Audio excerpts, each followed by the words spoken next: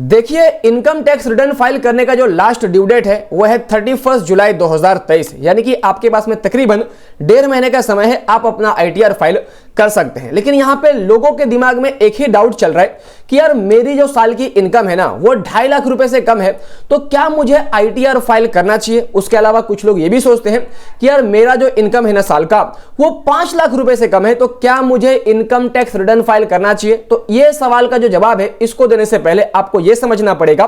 कि जो पुराना इनकम टैक्स का रूल्स है, ज्यादा लोग पुराने इनकम टैक्स स्लैब को ही फॉलो करते हैं, तो इसके लिए मैं आपको पुराना रूल्स ही यहां पे बताता हूं। तो अगर आप एक इंडियन सिटीजन है और यहां पे अगर आपका जो एज है अगर वो 60 साल से कम है, तो उस केसेस में अगर आपका साल का इनकम 2.5 लाख रुपए तक है तो यहां पे आपको इनकम टैक्स रिटर्न फाइल करने की जरूरत नहीं है। और 2.5 लाख रुपए से कम इनकम है तो उस पर कोई टैक्स भी नहीं लगेगा। अगर उसके ऊपर का इनकम है तो डेफिनेटली आपको आईटीआर फाइल करना चाहिए। और वहीं पे अगर आप एक सीनियर सिटीजन है जिनका उम्र 60 साल या तो उसके ऊपर है बट 80 साल से कम है, तो आपके केसेस में अगर आपका साल का इनकम 3 लाख रुपए तक है तो यहां पे आपको आईटीआर फाइल करने की जरूरत नहीं है। लेकिन अगर उसके ऊपर है तो डेफिनेटली आपको आईटीआर फाइल करना पड़ेगा। और वहीं पे अगर आप एक सुपर सीनियर सिटीजन है, जिनको वेरी सीनियर सिटीजन भी कहा जाता है, जिनका जो एज है अगर 80 साल या तो उसके ऊपर है, तो उनके केसेस में अगर उनका जो साल का इनकम है अगर 5 लाख रुपए तक है तो उनको आईटीआर फाइल करने की जरूरत नहीं है। लेकिन अगर उसके ऊपर है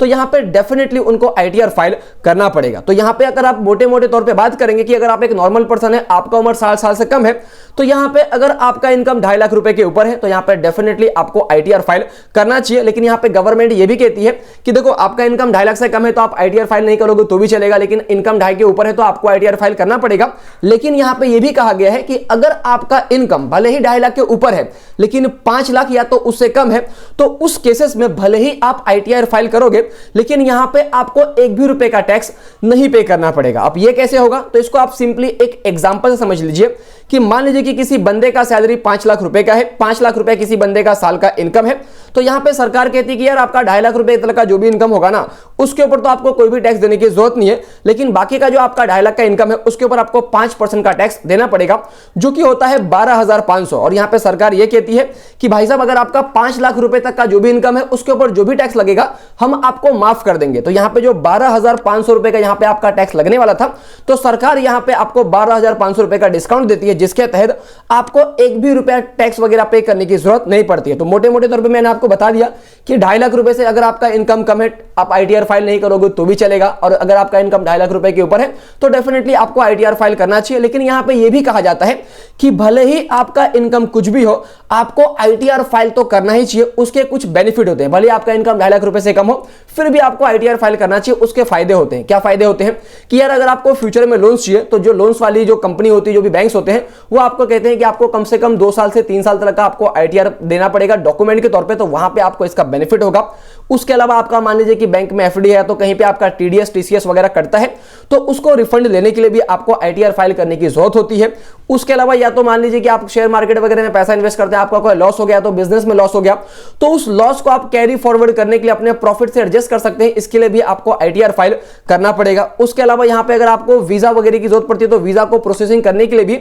जो आईटीआर है वो एज अ डॉक्यूमेंट यहां पे काम करता है। उसके अलावा यहां पे अगर आपको बड़े अमाउंट का लाइफ इंश्योरेंस पॉलिसी चाहिए, फॉर एग्जांपल 50 लाख 1 करोड़ का टर्म प्लान चाहिए, तो वहां पे भी जो इंश्योरेंस कंपनी आपको पूछती है कि आपका 2 से 3 साल का हमको आईटीआर लगेगा। तो ये सारे बेनिफिट्स भी होते हैं आईटीआर फाइल करने के, भले ही आपका इनकम कुछ भी हो। अब यहां पे एक और इंटरेस्टिंग बात है, बात यह है कि यहां पे नीचे कुछ कंडीशंस दिए हुए हैं, अगर आप इसमें से एक भी कंडीशन को पूरा करते हैं तो आपको आईटीआर फाइल करना पड़ेगा, भले ही आपका जो साल का इनकम है अगर वो 2.5 लाख रुपए से कम है ज्यादा है उससे कोई भी फर्क नहीं पड़ता। तो क्या वो कंडीशन है, तो यहां पे सबसे पहली बात ये बोली गई है कि अगर आपका जो साल का सेल टर्नओवर है अगर वो 60 लाख रुपए के ऊपर है तो उस केसेस में आपको आईटीआर फाइल करना पड़ेगा। उसके बाद यहां पे दूसरी बात ये बोली गई है कि अगर आप एक प्रोफेशनल है, मान लीजिए आप चार्टर्ड अकाउंटेंट है या तो वकील है या तो डॉक्टर है, तो यहां पे जो आपका साल का प्रोफेशनल इनकम है अगर वो 10 लाख रुपए के ऊपर है तो भी आपको आईटीआर फाइल करना पड़ेगा। उसके बाद यहां पे थर्ड बात ये बोली गई है